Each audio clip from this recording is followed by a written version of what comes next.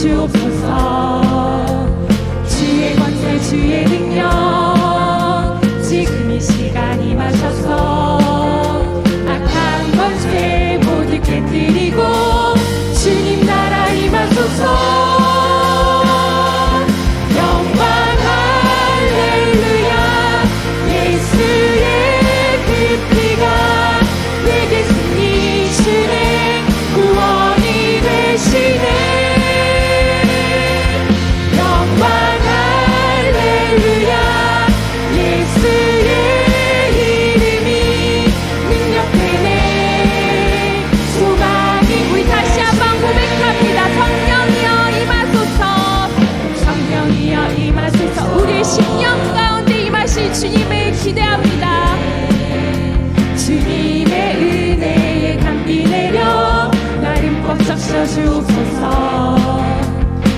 주의 권세 주의 능력 지금 이 시간 임하셔서 악한 권세 모두 깨뜨리고 주님 나라 임하소서.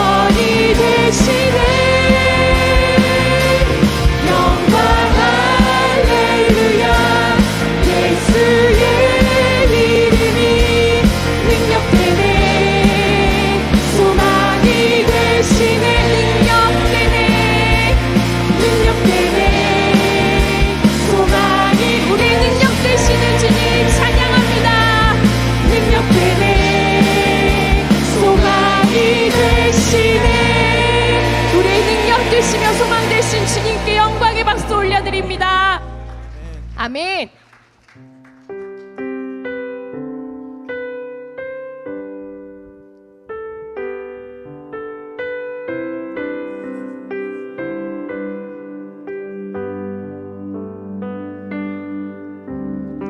예수 우리 왕이여 이곳에 오셔서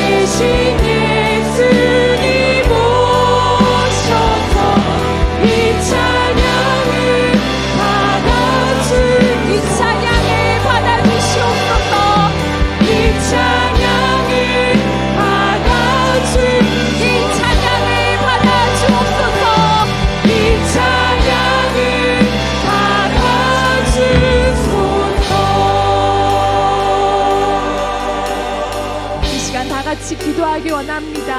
우리 주인 되신 주님 앞에 나와 오늘도 예배합니다. 오늘 예배 가운데 임하실 주님을 기대하며 주님 앞에 나아갑니다. 주님의 말씀이 들려지는 예배가 되게 하시며 주 하나님 아버지를 만나는 예배가 되게 해달라고 이 시간 다 같이 합심해서 기도하겠습니다. 기도합니다. 하나님 아버지 감사합니다. 오늘도 주 하나님 아버지 나의 주인 되신 주님 앞에 나와 예배하며 나아갑니다. 나를 구원하여 주신 주 하나님 아버지의 그 기쁨으로 주님을 예배하며 나아갑니다. 주 하나님 아버지 이 시간 우리 가운데 찾아와 주시사 우리 연약하며 부족한 부분들을 주여 보혈의 능력으로 모두 다 덮으시고 하나님 아버지의 능력만이 오로지 영광 받으시는 귀한 예배의 시간이 될 수 있도록 주님 인도하여 주시옵소서. 신령과 진정으로 예배드리는 모든 성도들의 마음 가운데 성령 하나님 아버지 찾아가시며 말씀하여 주실 때 우리가 결단하여態度로 고백하여 돌아고 결단하는 귀한 예배의 시간이 될 수 있도록 주님 인도하여 주시옵소서. 하나님 아버지 예배의 시간이 그냥 왔다 가는 시간이 되지 않게 하여 주시며 하나님 아버지를 만나고 역사하시는 주 하나님 아버지를 경험하는 귀한 예배의 시간이 되게 주님 인도하여 주시옵소서. 오늘 예배 가운데 임재하시며 우리 예배를 통하여 영광 받으신 그 주 하나님 아버지 한 분만을 기 예배하는 시간이 될 수 있도록 주 하나님 아버지께서 인도하여 주시옵소서.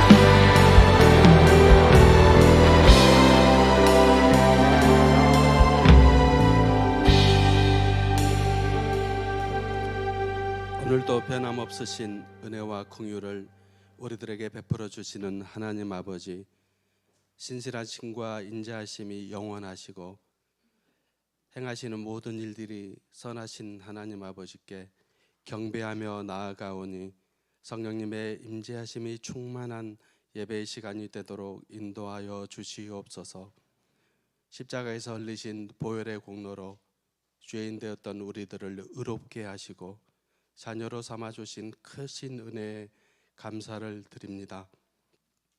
때를 따라 예비하신 은혜로 보살펴 주시고 삶 속에서 만나는 여러 상황들 속에서도 주님의 살아계심을 알게 하여 주심을 감사드립니다. 여러 가지 복합적인 상황을 직면하여 어려움에 처한 이 나라를 위해 기도합니다.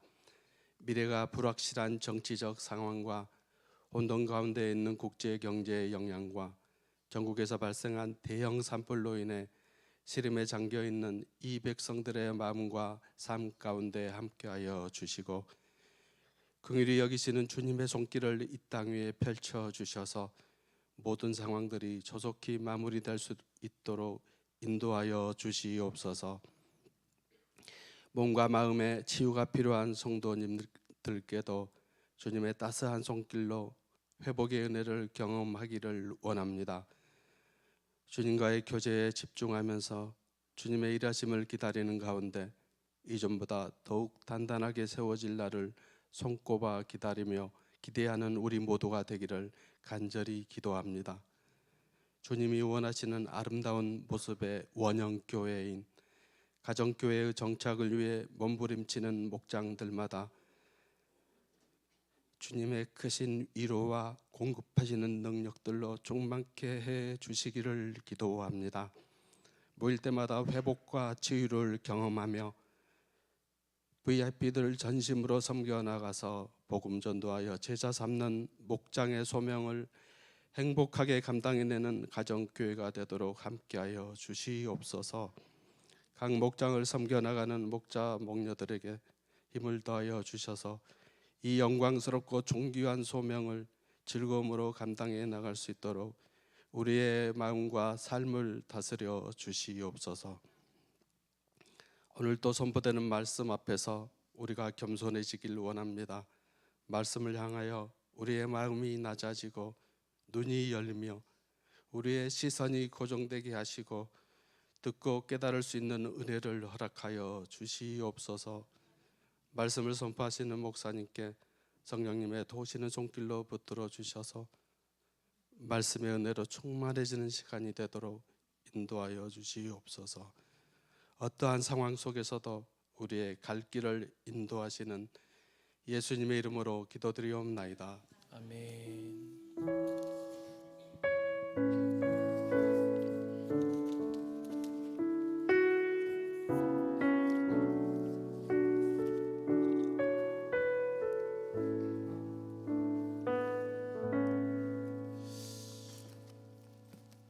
우리에게 주신 생명의 말씀, 우리 하나님의 말씀을 함께 봉독합니다. 요한복음 1장 19절부터 28절까지 말씀입니다.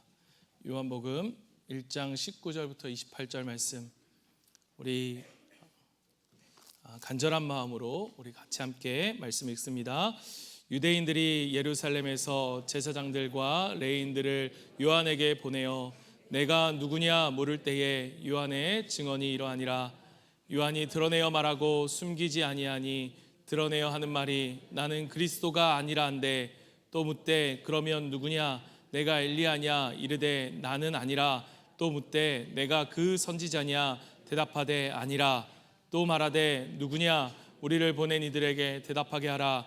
너는 내게 대하여 무엇이라 하느냐? 이르되 나는 선지자 이사야의 말과 같이 주의 길을 곧게 하라고 광야에서 외치는 자의 소리로다 하니라. 그들은 바리새인들이 보낸 자라. 내가 만일 그리스도도 아니요 엘리야도 아니요 그 선지자도 아닐진데 어찌하여 세례를 베푸느냐? 요한이 대답하되 나는 물로 세례를 베풀거니와 너희 가운데 너희가 알지 못하는 한 사람이 섰으니 곧 내 뒤에 오시는 그이라. 나는 그의 신발끈을 풀기도 감당하지 못하겠노라 하더라. 이 일은 요한이 세례 베풀던 곳 요단강 건너편 베다니에서 일어난 일이니라. 아멘. 잠시 기도하겠습니다. 오늘도 함께 동행하신 감사합니다. 건강하게 생일을 맞을 수 있도록 은혜 주신 감사합니다. 생일을 감사드립니다. 늘 동행하여 주심에 감사드립니다. 행복방사원금 주님 앞에 드립니다. 우리 지정원금 드립니다. 다음 세대 비전원금 드립니다.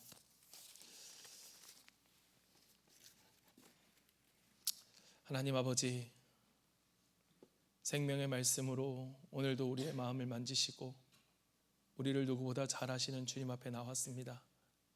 하나님 아버지, 이 시간 우리의 마음을 만져주시고 특별히 여러 가지 어려움 가운데 정말로 말도 안 되는 그러한 산불의 어려움 속에서 집이 다 타버리고 교회마저도 타버리는 하나님, 그러한 어려운 일들 속에 거하진 많은 사람들, 또 미얀마의 큰 지진 가운데 태국에까지 이를 만큼, 또 10,000명에 이르는 사람들이 목숨을 잃을 만큼 정말 그러한 어려운 재앙과 어려움 속에 있는 하나님, 그 사람들에게도 오늘 이 시간 주님 찾아가 주셔서 위로해 주시고 말씀하여 주시옵소서. 오늘 우리가 드린 이 감사의 고백과 물질들이 우리의 삶의 전체를 주님께 드리고 우리의 삶의 주인이심을 고백하며 드리는 우리의 마음의 고백입니다. 주님 받아주시고 우리의 삶이 하나님께 기쁨이 되는 삶이 되게 하여 주시며, 하나님, 우리 사랑하는 성도들 하나님 물질 때문에 공고하지 않게 도와주시고 그들의 삶의 자리에서 부요하신 하나님을 따라 많은 사람들을 돕고 섬기는 부요한 삶을 살아갈 수 있도록 인도하여 주시옵소서. 주님이 물질이 쓰여지는 곳마다 하나님의 뜻이 이루어지고 하나님의 나라가 이루어질 수 있도록 도와주시옵소서. 사랑합니다. 예수님 이름으로 기도드립니다. 아멘. 여러분, 오늘 우리가 함께 묵상할 말씀은 너는 누구냐, 그리고 너는 뭐 하는 사람이냐 라고 묻는 유대 지도자들의 질문과 그것에 대한 세례 요한의 대답으로 구성되어져 있는 그러한 말씀입니다. 여러분, 너는 누구냐, 그리고 너는 뭐 하는 사람이냐 라고 하는 것은 사실 우리가 그렇게 자주 듣는 질문은 아닙니다. 그럼에도 불구하고 우리는 최소한 우리 스스로에게는 이 질문을 자주 물어야 합니다. 내가 누구인지, 내가 과연 무엇을 하는 사람인지. 왜냐하면 우리에게 일어나는 많은 일들을 보면 이 질문에 대한 대답이 선명하지 못하기 때문일 때가 많기 때문입니다. 여러분, 우리가 아버지 학교, 어머니 학교, 여러분 두란노에서 하는 그 아버지 어머니 학교에 가면 거기에 가면 매 시간마다 외치는 것이 있습니다. 나는 아버지입니다. 나는 어머니입니다. 여러분, 거기서 온 아버지와 어머니들이 자신이 아버지이고 어머니인지를 모르는 사람은 없을 것입니다. 그런데 그 사실을 다시 한번 반복하며 되새기며 말하는 이유는 그것을 다시 한번 생각함으로 흔들림 없이 살아갈 수 있는 어떠한 삶의 중요한 전환점이 되기 때문입니다. 나는 누구인가? 나는 무엇을 하는 사람인가? 사랑하는 성도 여러분, 오늘 이 시간에 우리가 이 두 질문 앞에서 어떻게 대답하느냐에 따라서 오늘은 또 내일은 확연하게 달라지게 될 것입니다. 오늘 레위인들과 제사장들이 세례 요한에게 찾아와서 너는 누구냐라고 묻습니다. 19절에 보면 이들을 예루살렘에 있는 유대인들이 보냈다라고 합니다. 제사장과 레위인은 상당히 높은 그러한 지위에 있는 사람들이었습니다. 그런데 그들을 보내어서 세례 요한에게 가라라고 했을 만큼의 사람들이라면 그 당시에 그 유대인 사회에서는 굉장히 지위가 높은 사람들이었을 것입니다. 그런데 그 사람들이 이들을 보내어 세례 요한에게 너는 누구냐라고 왜 그들이 물었을까? 아마도 그들은 어떠한 위협감, 어떠한 위기감을 느꼈던 것 같습니다. 사람들의 관심과 주목이 자신이 아닌 다른 사람들에게 몰린다라고 하는 것은 그 당시에 사람들의 주목을 끌고 살아야만 했던 권력자들에게 있어서는 굉장히 민감한 일이었을 것입니다. 그렇다면 왜 사람들은 세례 요한에게 주목했을까? 왜 그에게 몰려갔을까요? 왜냐, 다른 사람에게는 볼 수 없는 어떠한 새로운 희망을 그에게 보았던 것 같아요. 일단 그가 하고 있는 모습에 있어서의 어떤 파격성, 독특함, 그것이 주목을 끌었을 것입니다. 그는 광야에 살면서 낙타의 털옷만을 입었습니다. 먹는 것은 오직 석정과 꿀과 메뚜기만을 먹었죠. 그러니까 그의 모습은 어떠한 일상적인 어떤 편안함과 익숙함에서는 상당히 벗어난 것들이었습니다. 그러한 그가 전하는 메시지가 무엇이었는가 하면 바로 회개하라, 천국이 가까웠다라는 이야기였습니다. 그렇다면 여러분 한번 생각해 보십시오. 그가 이러한 자신의 어떤 모습을 주목하게 하면서까지 전하고자 한 메시지는 무엇이었을까를 생각해 보면 너희들이 현실에 타협하여 누리는 물질적인 안정과 심리적인 편안함을 단호하게 저항하는 마음으로 그 마음을 가지지 않는다면 하나님 나라에 들어가는 것이 합당하지 않다라고 그는 외치고 있었던 것입니다. 그의 삶과 그의 목소리를 통해서 말이죠. 이러한 그의 메시지는 단지 어떤 특정한 사람들에게만이 아니라 당시에 굉장히 어려웠던 권력자들, 그들의 눈치도 보지 않았습니다. 거침없는 메시지였습니다. 오히려 그들을 향해서 독사의 자식들아 회개를 촉구할 만큼 강력한 메시지였습니다. 사람들은 그러한 그의 메시지에 환호했고 몰려들었고 그의 말씀에 반응하여 세례를 받았습니다. 그렇게 점점 요한은 사람들 사이에 알려져 갔고 유명하고 영향력 있는 사람이 되었습니다. 그러면서 사람들 사이에서는 이런 말이 돌기 시작했어요. 저 사람 요한이 우리가 오랫동안 우리 민족이 기다렸던 그 선지자일지도 모른다. 또는 메시아일지도 모른다. 이 소문은 광야를 지나서 예루살렘의 그러한 집단의 그러한 사람들에게 귀에게까지 들리게 되었고 결국 그들은 조사단을 꾸려서 파견하도록 무슨 일인지 그 사람이 어떤 사람인지를 알아보도록 한 것입니다. 그런 그들이 와서 지금 세례 요한에게 물은 질문이 뭐냐? 너는 누구냐라고 하는 것이었습니다. 그에 대한 요한의 대답이 여러분 오늘 우리가 읽었던 20절을 보십시오. 20절 요한이 드러내어 말하고 숨기지 아니하니 드러내어 하는 말이 나는 그리스도가 아니라 한데 여러분 이 대답을 가만히 보십시오. 여러분 조금 이상한 것이 너는 누구냐라고 물었을 때 제가 세례 요한이라면 일반적으로 우리는 이렇게 대답하지 않겠습니까? 나는 요한입니다. 나는 세례를 주는 사람입니다. 뭐 이렇게 얘기했을 것입니다. 그런데 요한은 뭐라고 대답하느냐 하면 나는 그리스도가 아닙니다라고 대답합니다.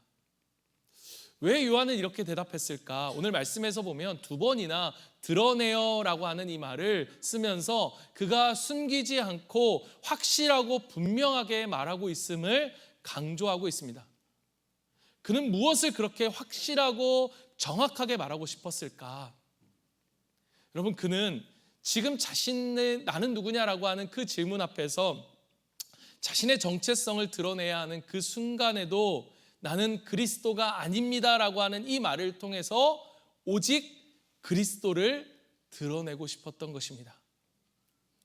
얼마 전에 제가 이제 매달 좀 이렇게 읽는 그런 목회 어떤 책 잡지 같은 게 하나 있는데 목회와 신학이라고 하는 책입니다. 그 책을 보면서 한 대목에 어떤 교회에 가서 이제 인터뷰 같은 그 교회가 어떤 교회인가 이런 것들을 하는 기사 같은 글이었는데 14년 만에 성도 수가 20배가 늘어난 그러한 교회 목사님의 인터뷰를 보면서 그 새로운 성도들이 왜 이렇게 이 교회에 몰려왔느냐라고 하는 이유를 찾아보니까 목사님의 설교였다라고 하더라고요. 부러운 마음이 드는 거예요. 제게 누가 목사님 참 설교를 잘하세요. 목사님은 분명히 어렸을 때 공부도 잘하셨죠? 라고 그러면 아니에요. 라고 말하는 그 순간에도 아닌 것처럼 겸손하게 말하면서도 그 겸손을 추구하는 그 순간에도 나 자신은 상당히 주목받고 싶어하는 그러한 저의 모습을 저는 보게 됩니다. 그러니까요, 우리에게는요, 굉장히 헌신적인 그리고 굉장히 좋아 보이는 어떠한 방식을 통해서라도 주목받고 싶은, 그러니까 너 아니면 안 돼라고 하는 그 이야기를 듣고 싶어하는 그런 내 존재의 중요성을 입증하고자 하는 그런 마음들이 우리 가운데 있다는 거예요. 누군가에게 도움을 줌으로써라도 내 존재가 굉장히 유익하고 중요한 존재가 되는 것을 확인하고 싶은 열망, 사실 이것이 우리가 가진 죄의 보편적인 열매입니다.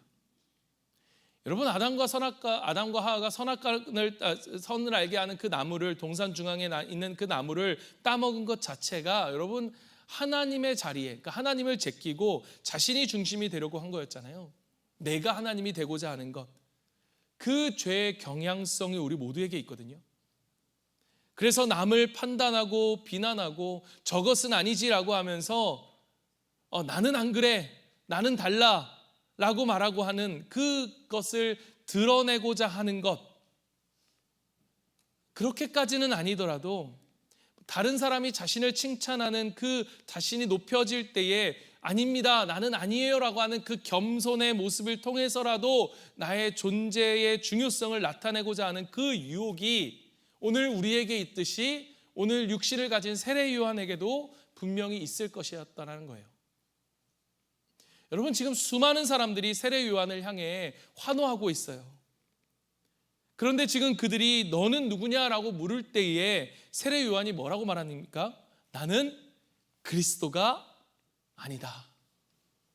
그러한 환호와 열광 속에서도 나는 절대로 내가 누가 아닌지를, 내가 누구인지를 절대로 잊지 않겠다. 나는 그리스도가 아니다 라고 그는 스스로 거듭거듭 생각하고 결단한 것입니다. 다른 이들 뿐만 아니라 자신도 조금도 착각의 여지가 없도록, 착각하지 않도록 확실하게 말이죠. 그런 그를 향해서 그들이 다시 묻습니다. 또 묻되 그러면 누구냐? 네가 엘리야냐? 이르되 나는 아니라. 또 묻되 네가 그 선지자냐? 대답하되 아니라. 여러분, 네가 엘리야냐라고 묻는, 그들이 엘리야라고 묻는 이유는 말라기 4장 5절에 보면 마지막 때에 엘리야를 보내겠다고 하나님이 약속하셨기 때문에 유대인들은 메시아가 오시기 전에 엘리야가 먼저 올 것이라고 굳게 믿고 있었습니다. 그러나 세례 요한은 대답합니다. 나는 아니라. 또 묻습니다. 그러면 선지자냐? 그 선지자냐? 이 말은 과거 모세가 신명기 18장 15절에 이렇게 말하거든요. 내 하나님 여호와께서 너희 가운데 내 형제 중 너를 위하여 나와 같은 선지자 하나를 일으키리니 너희는 그의 말을 들으리니라. 그러니까 그래서 그들은 이 모세가 말한 나와 같은 그 선지자를 기다려왔던 거예요. 그러니까 지금 그들은 세례 요한에게서 모세와 엘리야의 버금가는 하나님의 계시를 받은 자냐, 너가 그런 사람이냐라고 묻고 있는 거죠. 그런데 세례 요한은 그 집요한 그들의 질문 앞에서도 전혀 흔들리지 않고 견고한 나무처럼 차분하게 대답을 합니다. 그렇다면 너는 누구냐? 나를 누구라고 생각하느냐? 나는 나를 누구라고 생각하는가라고 하는 그것으로 그 질문에 대해서 이 세례 요한이 명쾌하게 대답하는데 23절입니다. 여러분 23절 보십시오. 이르되 나는 선지자의 이사야의 말과 같이 주의 길을 곧게 하라고 광야에서 외치는 자의 소리로다 하니라. 사랑하는 성도 여러분, 이것이 바로 세례 요한의 자기 정체성에 대한 이해였습니다. 그러니까 자기는 무언가를 위한 소리였음에 소리에 불과하다는 거예요. 그러니까 외치는 자의 소리, 그러니까 외치는 자도 아니고 외치는 자의 뭐냐고요? 소리에 불과하다. 여러분, 지금 세례 요한은 의도적으로 자기를 낮추어서 다른 사람 앞에서 내가 겸손하게 보이려고 하는 것일까? 그게 아니라 이 세례 요한의 마음속에 정말로 강하게 담겨져 있어서 확실하고 흔들리지 않으려고 했던 이 자기 정체성이 무엇이냐? 바로 이거라는 거예요. 나는 소리에 불과하다. 만약 여러분 그가 그렇지 않았다면 그는 적어도 여러분 저처럼 애매하게 대답했을 거예요. 아니에요. 아니에요. 그러나 여러분 그는 사람들의 열광 속에서도 절대로 흔들리지 않기로 분명하게 결정합니다. 여러분, 목회를 하다 보면 참 이런저런 일들로 머리가 복잡하고 마음이 참 복잡할 때가 많습니다. 한 사람만 아파도, 어떤 성도가 아프면 정말 그 성도가 나 때문에 아픈 것 같고, 내가 더 열심히 기도하지 않아서 그 사람이 아픈 것 같고, 어떤 한 사람의 얼굴이 참 어두우면 그 어두운 눈이요 밤새 눈에 이렇게 아른아른거려요. 그래서 정말 자는 둥 마는 둥 아침에 일어나서 새벽에 딱 새벽기도 올려고 일어나면 그런 마음이 한편으로 들거든요. 야, 목사들이 이래서 아프구나. 그런데 여러분, 제가 여러 가지 실패와 좌절을 통해서 여러 가지 일들과 어려움 속에서 하나님이 제게 알게 하신 것이 있어요. 그게 무엇인가 하면, 여러분, 내가 스스로 뭐를 할 수 있는 자가 아니라 나는 단지 하나님께 신실하게 대답하는 자이구나. 성표야, 네가 먼저 뭔가를 하려고 하지 말고 너는 단지 하나님께 내게 성실하게 대답하는 자여야 한다. 여러분, 이렇게 저에 대한 정체성을, 나에 대한 정체성을 분명히 하고 나니까요, 여러분, 제가 결코 평안할 수 없는, 그러한 평안을 가질 수 없는 상황에서조차도 하나님이 제게 평안을 주시더라고요. 여러분, 저는요 주인공이 아닙니다. 여러분, 저는요 절대로 주인공이 될 수 없습니다. 세례 요한이 여러분 자기의 정체성으로 삼았던 이 요한복음 1장 23절의 말씀은 사실 이사야 40장 3절부터 5절까지의 말씀이거든요. 여러분, 그가 얼마나 이 말씀을 여러 번 많이 묵상했겠습니까? 수도 없이 자신의 정체성에 대해서 나는 누구인가라고 하는 이 질문을 하며 그 마음속에 흔들리지 않게 확정되어진 자신의 정체성이 무엇인가 하면, 나는 주의 길을 예비하라고 부르심을 받은 그 소리구나. 다시 말하면 나는 절대로 주목받을 주인공이 아니구나. 내 뒤에 오실 진짜 주인공이신 예수님을 사람들이 잘 영접할 수 있도록, 사람들의 마음에 있는 길을 잘 준비하도록 그렇게 부르심을 받은 사람이구나. 사람들이 나를 추켜 세우든, 나를 향해 환호하든, 아니면 나를 아무리 무시하고 나를 아무리 핍박하고 내가 아무리 억울한 일이 있더라도 어떤 것에 상관없이 나는 내가 누구인지를 결코 잊지 않겠다. 그의 마음을 확실하게 그 마음을 정한 것입니다. 여러분, 이것이 바로 세례 요한의 힘이었던 거예요. 사랑하는 성도 여러분, 특별히 이곳에 있는 우리 사랑하는 목자 여러분, 어쩌면 여러분의 마음을 저는 누구보다도 알 것 같습니다. 여러분, 목장을 하다 보면 어떤 마음이 듭니까? 정말 힘들고, 때로는 내가 생각하지 않는 그러한 일들로 오해를 받기도 하고, 또한 때로는 어떤 상황 가운데 어려움이 있기도 하고, 열심히 섬기려고 하는데 내가 내 일조차도 잘 풀리지 않는 내 모습을 보면 부끄러운 모습이 내 안에 보이고, 여러분, 그렇게 때로는 좌절되고 낭망이 되고 실망이 되고. 그런데 여러분, 기억하십시오. 여러분, 우리는요 주인공이 아닙니다. 여러분, 우리는 주인공이 아니에요. 사랑하는 성도 여러분, 우리는요 표지판이에요. 예수님을 가리키는 표지판일 뿐이에요. 내가 우리의 삶의 주인공이 아니라는 거예요. 아무리 거센 피바람이 우리의 삶에 불어온다 할지라도 우리가 이겨낼 수 있는 이유, 우리가 그 자리에 그곳에 남겨져 버텨낼 수 있는 이유는 바로 우리는 뭐예요? 주인공이 아니기 때문에. 그 자유함과 하나님과 함께 멍에를 맬 수 있는 그 쉽고 가벼움, 그 자유함이 우리 속에 있는 것입니다. 사랑하는 성도 여러분, 이들은 여기서 멈추지 않고 두 번째 질문합니다. 그렇다면 어찌하여 세례를 베푸느냐? 그러니까 너는 뭐 하는 사람이냐? 여러분, 만약에 세례를 준다면 그들 이렇게 생각했을 거예요. 뭔가 대단한 권위를 가진 사람이어야 하는데, 그런데 너는 그런 것도 아니라면서, 그런데 왜 너는 세례를 주느냐라고 묻고 있는 이들의 모습은 어쩌면 당연한 모습일 것입니다. 여러분, 무엇보다도 여러분 그에게 몰려들어서 지금 그에게 말씀을 듣고 그 세례를 받는 사람들, 여러분 그들에게 있어서 세례 요한은 뭔가 메시아든 아니면 뭔가 대단한 사람일 거라고 생각했을 것입니다. 그런 사람들에게 있어서 나는 메시아도 아니고 나는 선지자도 아니고 나는 아무것도 아닙니다, 나는 별게 아닙니다라고 말하는 그 말은 그 세례 요한 자신에게는 굉장히 위험한 말일 수도 있죠.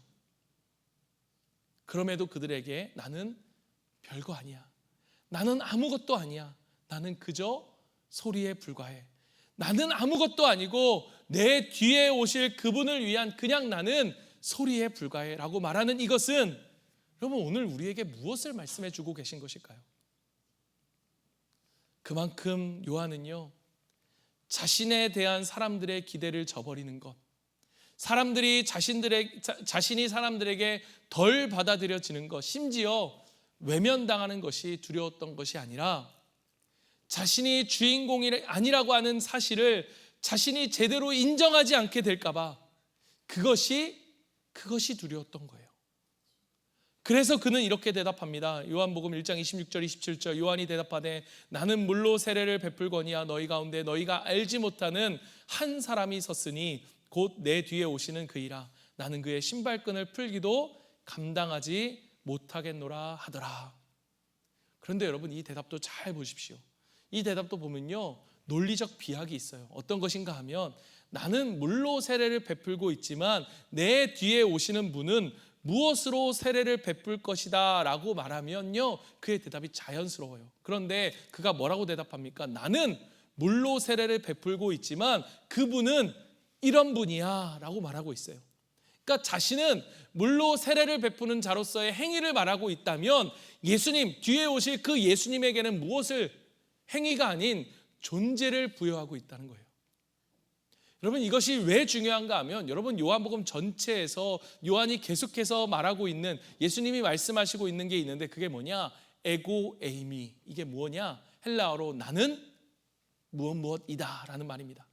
그래서 요한은 계속 요한복음을 통해서 예수님 말씀하세요. 나는 빛이다, 나는 목자다, 나는 포도나무다, 나는 양의 문이다. 지금 요한이 그분의 존재를 이야기한다는 거예요. 여러분 이것은 무엇을 보여주는가 하면요, 예수님은요 무엇을 행함으로 자신의 존재를 증명하는 분이 아니라는 것입니다. 예수님은 그 존재 자체로 우리가 가야 할 길이 되시는 창조주이시고, 예수님은 존재 자체로 어두운 세상을 밝히는 진리의 빛이시고, 예수님은 존재 자체로 만물을 넘쳐나게 생기로 회복시키시는 생명이시라는 거예요. 여러분 믿으십니까? 요한복음 뒤에서 예수님이 말씀하시는, 여러분 내가 곧 길이요 진리요 생명이니, 여러분 이게 왜 중요한지 아십니까? 여러분 우리는 낙심할 때가 있어요. 여러분 절망할 때가 있어요. 여러분 진짜 절망할 때가 언제인지 아십니까? 진짜 낙심일 때가 언제입니까? 여러분 세상에 살다 보면 여러 가지 문제들이 있어요. 그런데 문제도 우리에게 절망을 주지만 진짜 절망을 주는 것은 그 문제 가운데 예수님이 나를 위해 뭔가를 안 하시고 계시는 것 같다는 거예요. 예수님 뭐 하십니까? 예수님 어디에 계십니까? 예수님 나를 위해 당신 지금 뭐 하고 계십니까? 그 마음이 들 때면 낙심이 되고 비참해지고 너무너무 마음이 어려워지는 거예요. 예수님이 나를 위해서 어떻게 이렇게 아무것도 안 하시는 것 같아서 그 마음이 너무너무 힘든 거죠. 그런데 사랑하는 성도 여러분, 우리의 신앙이, 우리가 하나님을 향한 사랑이 어디까지 가야 되는가 하면 그분의 어떤 행함이 없이도 그분 존재 자체가 나에게 충분한 위로가 되는 자리까지, 우리는 그 사랑의 자리까지 가야 한다는 것입니다. 여러분, 제 아내가 저에게 무엇인가를 해주기 때문에 제가 우리 아내를 사랑한다면, 제 아내가 뭘 해주기 때문에 제가 위로를 받는다면, 여러분, 그 아내가 그것을 해주지 않을 동안에는 저는 너무너무 낙심이 되는 거예요. 너무너무 비참한 거죠. 저 사람이 나를 사랑하는가? 그런데 여러분, 사랑이 점점점 성숙해 가면요, 그 존재 자체가 내게 위로가 되고 의미가 된, 그가 어떻게 해주는가에 따라서 내 마음이 흔들려지지 않는 그러한 성숙한 사랑이 된다는 거죠. 여러분, 우리 가만히 보십시오. 여러분, 우리가 부부간에 싸우고 갈등이 일어날 때 보면요, 무엇 때문에 갈등이 일어납니까? 아내라면 마땅히 이래야 되지 않는가? 남편이라면 그렇게 해야 되지 않는가? 그 마음속에 사랑과 위로를 받고 싶은 이 마음들이 우리 안에 있기 때문에 그것이 채워지지 않으면 너무너무 억울한 거예요. 비참한 거예요. 그런데 여러분, 우리의 사랑은 어디까지 가야 된다고요? 그 존재 자체로. 사랑하는 성도 여러분, 왜냐? 하나님이 우리를 존재 자체로 기뻐하시기 때문입니다. 사랑하는 성도 여러분, 하나님은요, 우리를 존재 자체로 기뻐하십니다. 사랑하는 우리 목자 목녀 여러분, 하나님은요, 여러분을 그 목자 목녀로 있는 그 존재 자체를 하나님은 기뻐하십니다. 때로는 우리의 목장이 잘 되는 것 같고, 때로는 우리의 목장이 정말로 다 안 되는 것 같아서 진짜 목자와 목녀 그 둘만 남았을 그때에도 하나님은 우리를 존재 자체로 사랑하시고 기뻐하십니다. 사랑하는 여러분, 저는요, 우리 아이들이, 교회에서 우리 아이들을 볼 때마다 정말 이 아이들이 존재 자체로 너무 기쁜 거예요. 제가 어제 유치부 아우팅을 갔습니다. 여러분, 이 유치부 아우팅을 교사들이 정말로 기도하면서 2주 동안 열심히 기도하고 준비했어요. 부모들도 같이 준비하고 VIP가 오길 기도하고 정말 준비하고, 또 진짜 유치부 선생님들이 아닌 분들까지도 아침 일찍 나와서 밥을 준비하고 너무너무 귀한 거예요. 그런데 애들이 몇 명 없어요. 그 선생님이 더 많아요. 야, 애들이 없냐? 여러분, 저는 그 눈이 그게 보이지 않고 그 자리에 그분이 거기에 서 계시는데 그게 너무 감사한 거예요. 여러분, 사랑하는 청년 여러분, 여러분의 존재 자체가 기쁜 거예요. 여러분이 이 자리에 있는 것 자체가 하나님께 너무너무 기쁜 거예요. 여러분, 우리의 목장이 어디까지 가야 되는가 하면, 우리가 정말로 가족이 되어지고 우리가 정말로 하나님이 기뻐하시는 목장으로 나아가는 그 가운데서 우리가 어디까지 나아가야 되냐면, 우리가 잘 되고 우리가 분위기가 좋고 그런 게 아니라, 때로는 아무것도 아닌 것 같은데 그 사람이 나와 함께 이곳에 있다라고 하는 그 존재 자체로 기뻐할 수 있고 사랑할 수 있는, 거기까지 가는 것이 우리의 모습이어야 한다는 것입니다. 사랑하는 성도 여러분, 예수님이 우리를 제자로 부르신 첫 번째 이유, 가장 중요한 이유가 뭔지 아십니까? 마가복음 3장 14절을 보십시오. 이에 12를 세우셨으니, 같이 읽어보겠습니다. 시작. 이는 자기와 함께 있게 하시고 또 보내사 전도도 하며. 여러분, 하나님이 우리를 부르신 이유가 뭐라고요? 자기와 함께 있게 하시려고. 하나님이 정말 원하신 건 이거였던 거예요. 나와 함께 하자. 여러분, 우리가 주님을 위해 뭔가 할 수 있다고 생각하십니까? 여러분, 우리가 주님을 위해 뭔가 할 수 있고 뭔가 한다고 한다면, 우리에게 이렇게 해주시기를 바라서 하는 그것만이 아니라, 그래서만이 아니라 그분과 함께하는 그분의 존재 자체가 나에게 주는 기쁨과 사랑이기 때문에 우리가 그것을 할 수 있고 해야만 한다는 거예요. 여러분, 그것이 영혼 구원하여 제자 잡는 전도일지라도, 그것이 무엇일지라도 그것이 하나님이 나에게 주시는 하나님의 존재 자체로 우리 가운데 새겨져 오는, 흘러 넘쳐오는 그 사랑 때문이어야 한다라는 것입니다. 여러분, 이것이 너무너무 중요해요. 왜냐? 여러분, 우리가 많은 경우에 우리의 마음이 무너지고 깨지고 힘들어서 낙망하고 절망하고 그 속에서 헤어나오지 못하고 하는 그러한 이유들이 예수님이 나에게 하지 무엇인가를 나를 위해 하지 않고 있다고 생각하기 때문이에요. 그런 우리에게 하나님이 말씀하고 계십니다. 내가 있잖아. 얘야, 내가 있잖아. 뭘 그렇게 두려워하니? 내가 있잖아. 너 왜 그러고 있니? 예수님이 계신다. 예수님이 전부이시다. 여러분, 그분 존재 자체가 우리에게 말하고 계신 그것이 우리에게 너무너무 중요하다는 것입니다. 사랑하는 성도 여러분, 세례 요한은 자기가 어떤 사람인지 증명하는 데 있어서 자기의 삶에 목적을 두지 않습니다. 자기가 하는 일이 얼마나 중요하고 의미심장한 일인지를 변호하는 데 관심을 두지 않습니다.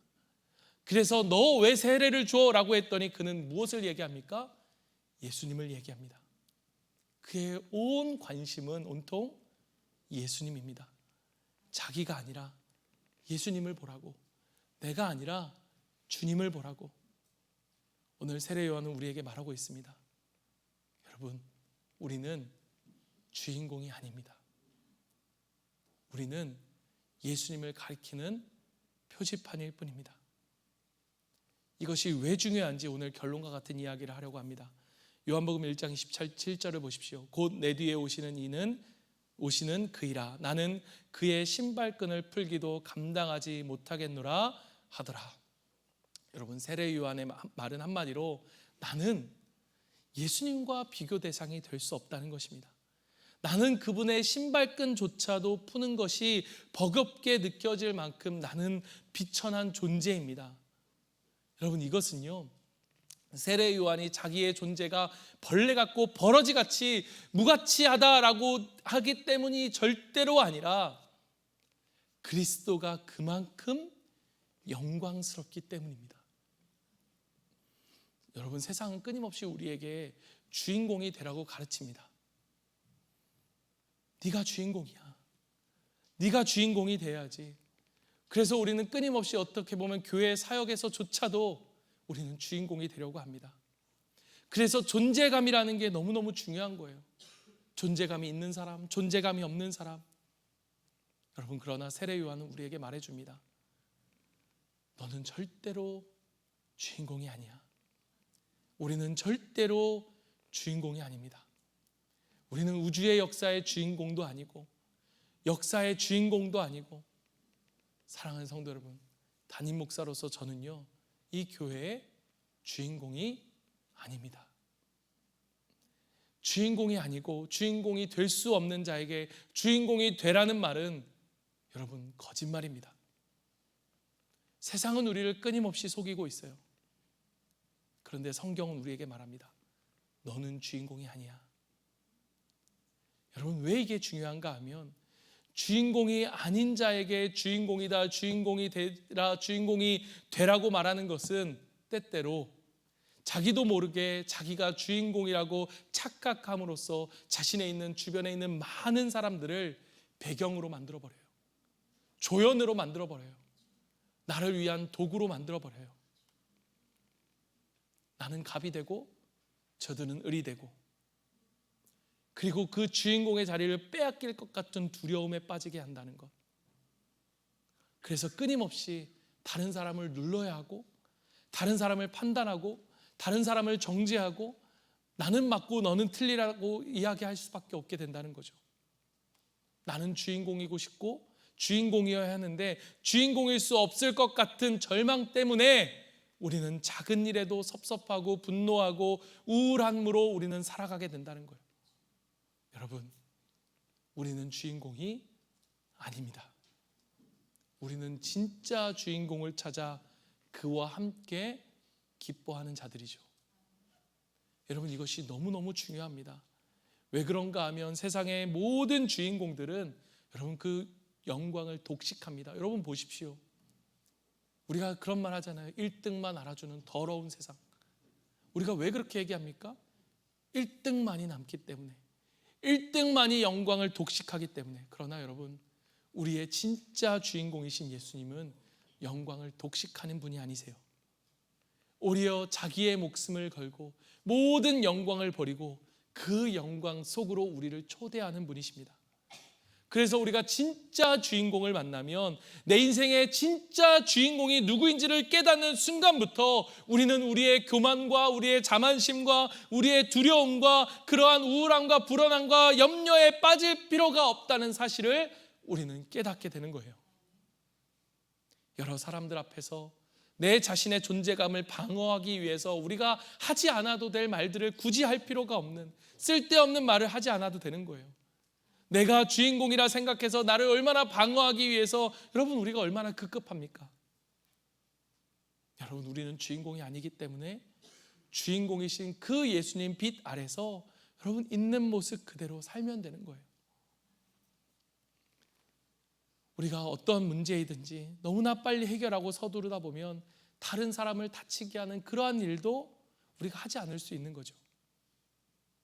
주인공의 초청으로, 주인공의 기쁨에 초대받아 그 기쁨에 함께하면서 마치 우리를 주인공처럼 여겨주시는 그 사랑 때문에 우리는 존귀한 자가 되는 것입니다.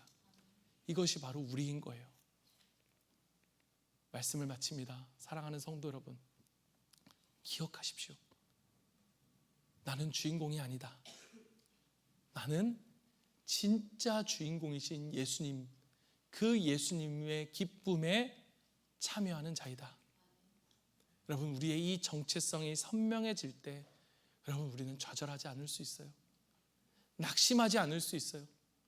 두려워하지 않을 수 있어요. 염려하지 않을 수 있어요. 세상이 우리를 환호할 때도 마치 내가인 것처럼 자만에 빠지지 않을 수 있고, 세상이 나를 비난하고 외면하는 것 같아도 낙심하고 좌절하지 않을 수 있습니다. 누가 알아주지 않아도 내가 묵묵히 내 역할이 주인공이 아니기에 그 일을 기쁨으로 감당할 수 있게 되는 것입니다. 분노와 불안과 두려움과 우울증에 사로잡혀 살아가지 않을 수 있는 거예요. 사랑하는 성도 여러분, 오늘 왜 이렇게 나는 힘든가? 여러분, 돈 때문일 수도 있고, 경제적인 어려움 때문일 수도 있고, 내 일이 잘 풀려지지 않는 것 때문일 수도 있고, 또는 나를 힘들게 하는 누군가 일 때문일 수도 있습니다. 그러나 여러분, 근본적으로 내가 진짜 하나님 앞에 누구인지, 내가 하나님 앞에서 진짜 무엇을 하는 사람인지가 여러분 우리가 흐려졌기 때문은 아닌가? 여러분, 바로 여기가 우리의 출발점입니다. 내가 주인공이 아니라고 하는 그 사실, 나는 그분의 오심을 준비하는 자도 아니고 무엇이다? 그 길을 준비하는 자의 소리이다. 눈에 보이지도 않는, 그냥 외치고 사라져버리는 것 같은, 잠시 있는 것 같은 그 소리이구나. 정말 아무것도 아닌 나를 위해 죽으시고 나를 그 영광에 참여하게 하신 그분을 위해 사는 것이, 그 소리로 사는 것이 우리의 사명임을 기억할 때, 사랑하는 성도 여러분, 우리는 어느 순간에서도 낙심하지 않을 수 있는 것입니다. 오늘 다시 한번 그 세례 요한이 가진 그 자신의 확실한 정체성 가운데 다시 한번 우리도 우리의 정체성을 확인하고 거기에서 힘을 얻고 거기에서 용기를 얻어 다시 한번 일어설 수 있는 저와 여러분이 되기를 간절히 소망합니다. 우리 시간 이 말씀을 기억하면서 함께 찬양하고 기도하는 시간 같습니다. 여러분, 오늘 말씀을 기억하십시오. 그리고 다시 한번 우리가 누구인지, 하나님 앞에 어떠한 자인지를 결단할 때 정말 여러분 기도가 필요하고, 정말 하나님 이러한 결단이 우리 가운데 필요하다면 여러분 오늘 헌신대의 자리에 나와서 여러분 기도하십시오. 제가 여러분을 기도할 것이고 위에 기도할 것이고, 하나님은 반드시 그 기도에 응답해 주실 것입니다. 우리 함께 고백하면서 주님 앞에 나아갑니다. 우린 연약합니다. 우리 고백하겠습니다. 주여, 우린 연약합니다. 주님, 그렇습니다. 우린 오늘은 힘겨워합니다.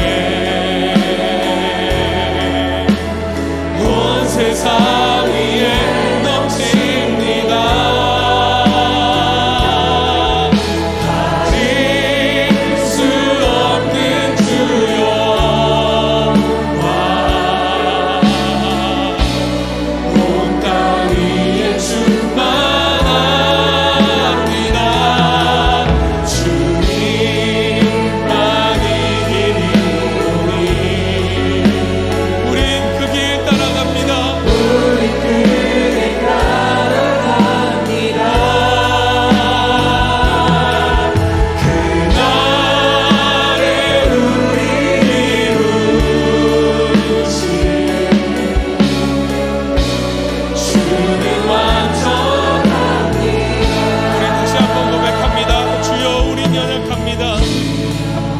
우린 연약합니다. 그렇습니다, 주님.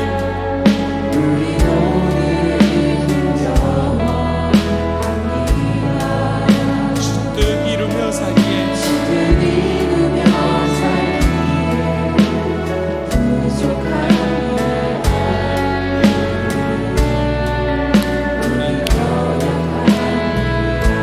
주여, 우린 넘어집니다.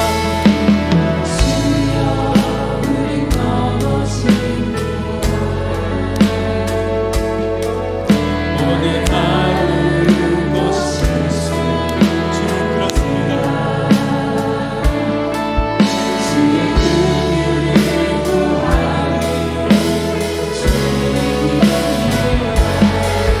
우리 주만 바라봅니다.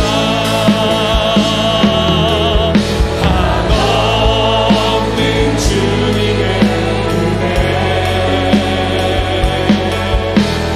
온 세상 위에 넘칩니다. 아닐 수 없는 주여,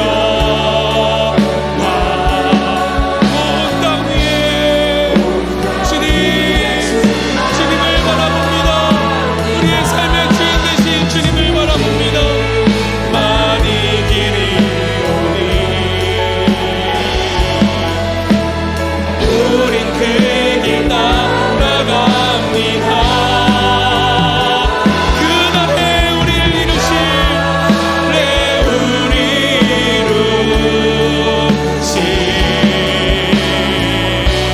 주는 완전하노니 주님의 은혜 한없는 주님의 은혜 온 세상 위에 넘칩니다.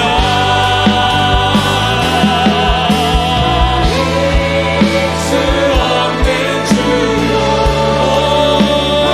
주의 영광을 바라봅니다. 주님, 주님, 그렇습니다. 우리가 주님만이 이루니 우린 그 길 따라갑니다. 그날에 우리 이루신 주는 완전. 눈을 들어 주를 보라. 눈을 들어 주를 보라. 내 모든 주께 맡겨라. 슬플 때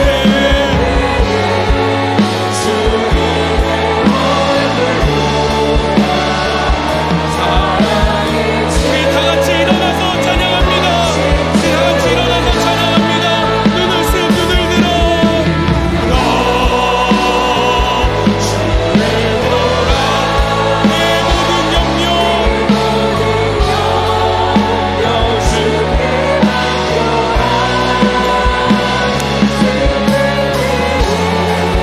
주님의 얼굴 보라. 사랑의 주. 우리 마지막으로 찬양합니다. 우리의 눈을 들어 주님을 바라봅니다. 들어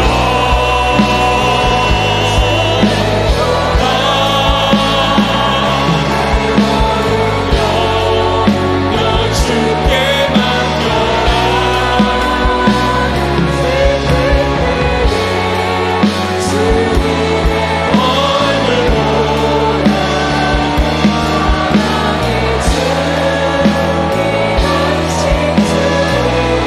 사랑하는 성도 여러분, 이 시간 우리가 기도하며 주님 앞에 나아가기로 원합니다. 여러분, 주님을 바라보십시오. 여러분, 우리는 주인공이 아닙니다.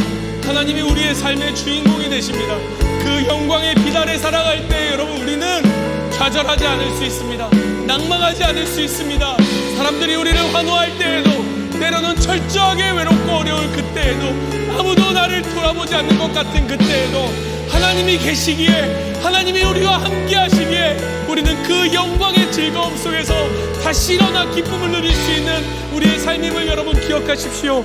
주님을 바라보십시오. 주님과 함께 그 멍에를 매십시오.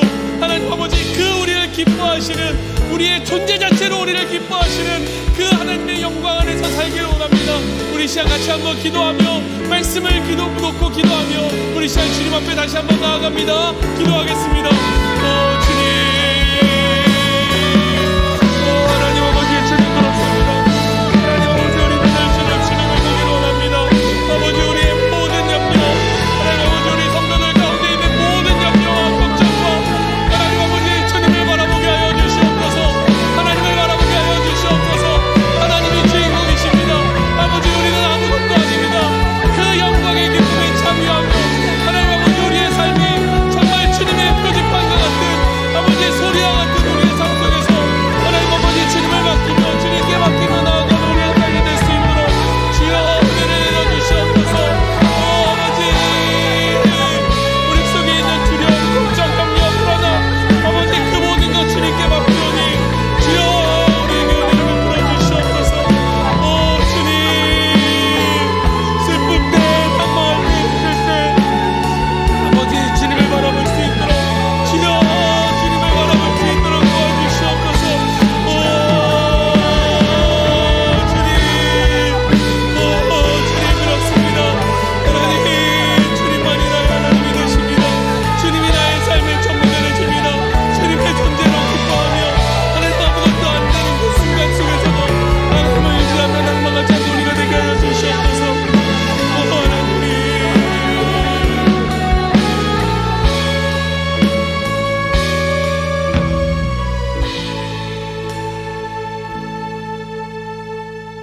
하나님만이 우리의 삶의 주인공이신 그 고백과 그 사랑의 마음으로 사랑하는 성도 여러분, 이제 평안한 마음을 가지고 세상에 돌아가십시오. 선한 일에 용기를 가지시며 악을 악으로 갚지 마십시오. 항상 연약한 자를 도우시며 병든 자를 찾아보시며 곤란당하는 이웃을 위로하십시오. 모든 사람을 존경하시며 주님께 봉사하고 주님을 사랑하십시오. 모든 일을 믿음과 사랑으로 행하시며 어떤 일에도 소망을 포기하지 마십시오. 그리고 거룩하신 성령께 순종하여 기쁨과 감사의 생활을 해나가시길 바랍니다. 그러할 때 우리 하나님 아버지는 여러분을 항상 도와주실 것입니다. 이제는 우리 주 예수 그리스도의 은혜와 하나님의 크신 사랑과 성령님의 함께 하심이 오늘 내 인생의 주인공이 내가 아니라 하나님이심을 고백하며 오늘 그분의 존재로 기뻐하고 그분의 영광 속에서 함께 기뻐하며 하나님 온전히 우리의 삶을 의지하고 하나님만을 바라보며 살아가겠다라고 고백하는 우리 사랑하는 모든 성도들 머리 위에, 그들의 삶의 모든 자리 위에 이제부터 영원까지 항상 함께 있을지어다. 아멘.